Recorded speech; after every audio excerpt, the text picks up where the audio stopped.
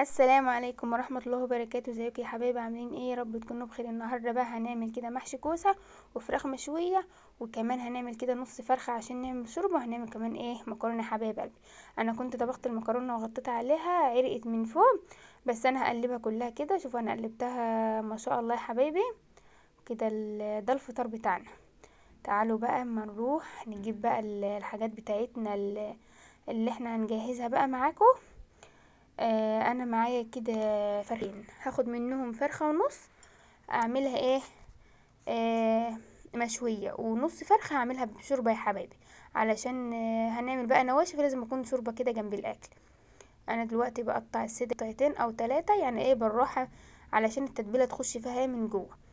وانا جبت كده والفلفل والبصل، هجيب شوية مية عليهم، هنجيب بقى البهارات بتاعتنا، هجيب شوية زيت كده، حطيت الزيت دي الملح بتاعنا، واحط ورق لورا وحبهان وخشب، واحط بقى السبع بهارات، واحط مرقة دجاج وايه وحط من التوم كده فيها علشان تعزز الطعم بتاعها وكده. انا هحطها كده، هسيبها عما اعمل الصلصة ادخلها الفرن يمد ساعتين 3 كده في التلاجة. انا جبت بقى الحلة بتاعتنا علشان نشوح بقى النص فرخة بتاعتنا اللي احنا هنعمل بقى الشوربة بقى. انا جبت شوية زيت وحطيت عليها كده ربع معلقة توم، وهجيب كده كمان طماطماية بفلفلاية وبصلاية كده، وهشوحهم في قلب التوم عشان نحط بقى الفرخة نص الفرخة بتاعتنا حبايبي. هقلبهم كده كمان ايه تشويحة كده عما ريحة التوم تطلع معانا. انا الصراحه انا بحب التومه تتحمر الاول بعدين احط عليها الحاجات دي، بس انا ايه قلت احنا في رمضان وكده، وحطيت التومه بالبصلايه بحبات الطماطم بالفلفلايه دي بيشيلوا الزفاره، بس انا غسلاها كويس وكنت نقعاهم اصلا بخل وليمون، وغسلتهم وتبلت الفرخه. وبقى ايه هنعمل النص الفرخه بقى التانية اللي هنعملها شوربه. انا هجيب بقى الفرخه بالحوايج بتاعتها عشان الشوربه بتاعتنا، هنحطهم كده تعصيجة حلوة، وبعدين بعد ما تتعصج هنحط عليها المية بتاعتنا. تمام كده حبايب قلبي، اللي ما اشتركش في قناتي يوميات ام ايمان ممكن يشترك ويفعل الجرس عشان يوصلكوا كل جديد فضلا ليس امرا. تمام كده انا حطيت، هنجيب بقى البهارات بتاعتنا هنحطها كمان. انا مهديه بقى على النار علشان ما تتلطعش مننا، لازم ما نيجي نشوح بقى الفرخه بنهدي النار. انا جبت ورق لورا وحبهان، وهجيب كده ايه نطرة فلفل اسمر، ما بكترش عشان الشوربه بتاعتنا ما تغمقش معانا. وبعدين ايه هنغطي عليها يا حبايبي ونسيبها بقى ايه مع نفسها ما تشوح. تعالوا بقى اما نعمل ايه الصلصه بتاعت المحشي الكوسه بتاعتنا. انا معايا كده الكوسه جبتها وقورتها وغسلتها وصفيتها كمان وحطيتها في الطبق ده، ومعايا كده اني فرمت كده قيمه شفشق طماطم كبير وحطيته في قلب الطبق ده. وهنجيب كده قيمه كام بصله كده هنفرمهم في الكبه. تمام كده حبايبي، يعني قبل كده انا عملت معاكم الكوسه وانا ايه كنت بقورها، قلت النهارده بقى علشان احنا كمان في رمضان وعاوزه اعمل سريع سريع وكده. جبت الكوسه وقورتها وغسلتها وايه وفرمت الطماطم بتاعتها، وقلت هعمل معاكم البصل. تمام كده يا حبايبي، انا بعمل البصل اهوت بالكبه. الكبه دي ايديا فعلا انا ما بستغناش عنها ابدا، بعمل البصله فيها بتسعفني جدا. انا كده عملت البصله، هنجيب بقى حله ونحط فيها شويه زيت بقى على النار ونعمل نشوح البصله بقى بتاعتنا. انا جبت الحله بقى بتاعتنا هنحط بقى فيها البصله، بس انا كنت حاطه شويه زيت كده اتقدحوا شويه، ونحط بقى فيها البصله هنشوحها تشويحه كده عشان ايه انا مش عاوزه البصله تحمر مننا ولا تغمق، هتبقى مصفرة كده تشويحة خفيفة. واحط كمان فيها البهارات بتاعتها. جربي بس تحطي التوابل بتاعتك في قلب البصلة بتاعت المحشي، ما شاء الله بتبقى حكاية. انا هنجيب دلوقتي البهارات بتاعتنا ونحطها. انا جبت كده دي السبع بهارات، سبع بهارات بتدي ريحة وطعم. وهنجيب الكزبرة برضو بتاعتنا ونقلبها برضو فيها.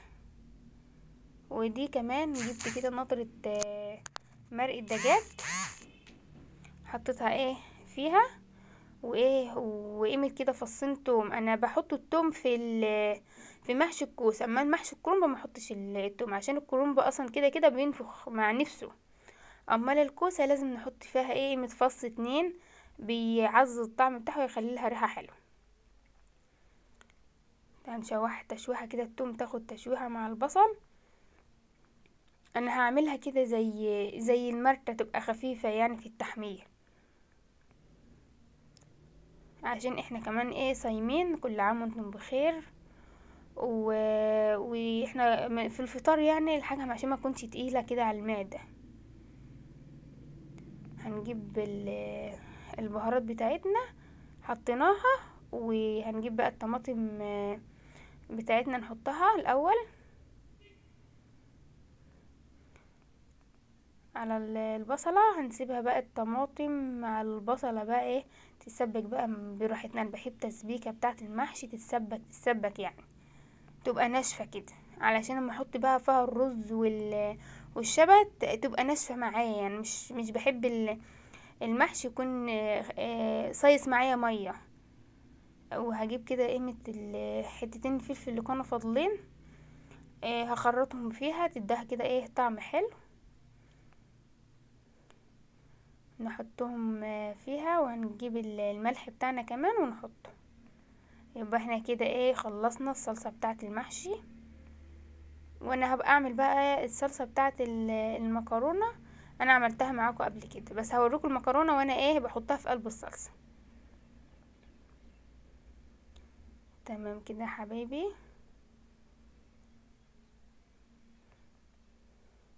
هنقلبها كده تقليبة نجيب المعلقة ونقلبها تقليبة ونسيبها بقى مع نفسها. ونروح بقى ايه نعمل بقى الخطوة التانية. حبايبي اللي مشرفيني من خارج مصر ومن جوه مصر، ما نحرمش من تعليقاتكم الجميله اللي مشرفوني دايما. وحبايبي اللي عندي ما نحرمش منكم، واللي بيشتركوا لي جديد عندي في قناتي المتواضعه، قناه يوميات ام ايمان. نسيب بقى الصلصه بتاعتنا، وهنروح الاول نحط بقى شويه ميه على الفرخه اللي في الحله دي بالحوايج. تمام كده. هنجيب بقى ايه ميه ونحطها عليها.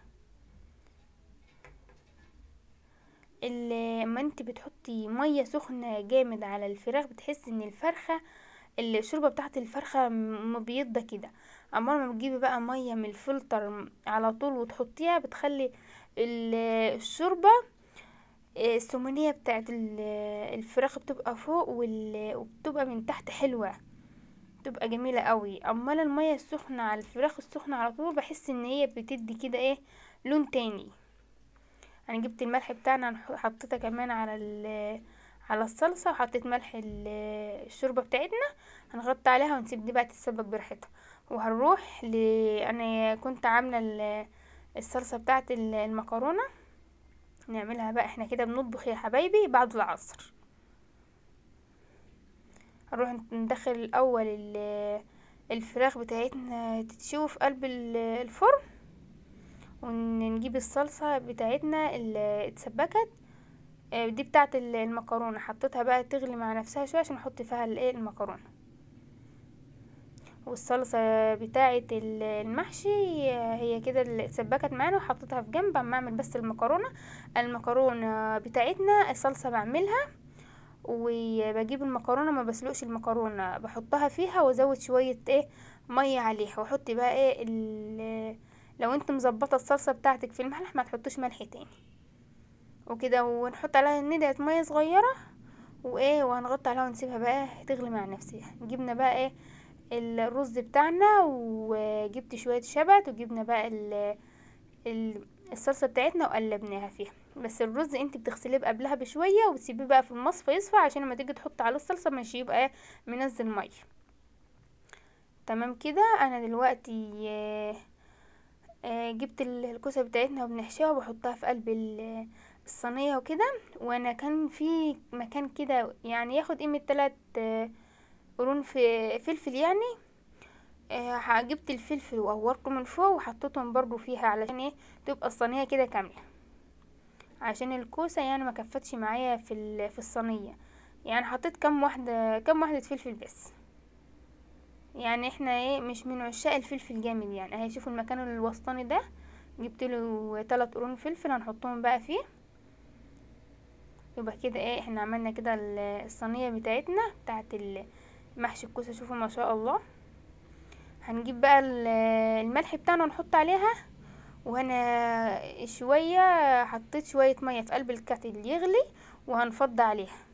بس انا ايه هسيب شويه. بصي اما هي تستوي يعني تقرب تستوي كده، هتجيبي معاكي كرنيه بشوربه وتحطها عليها. انا حاطه فيها مرقه الدجاج وحاطه فيها كل حاجه، هي بتبقى حلوه بالشوربه. بس انا كنت عامله الصراحه نص فرخه بس عشان الشوربه تكفي الفطار وكده.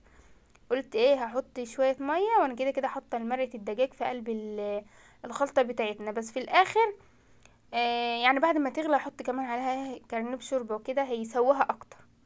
والفراخ بتاعتنا كده استوت، وكنت حاطه كمان الكوسه بتاعتنا في الفرن التاني.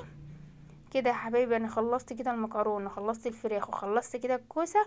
وده كده ايه السفره بتاعتنا اللي احنا ايه هنفطر بيها واوريها لكم دلوقتي.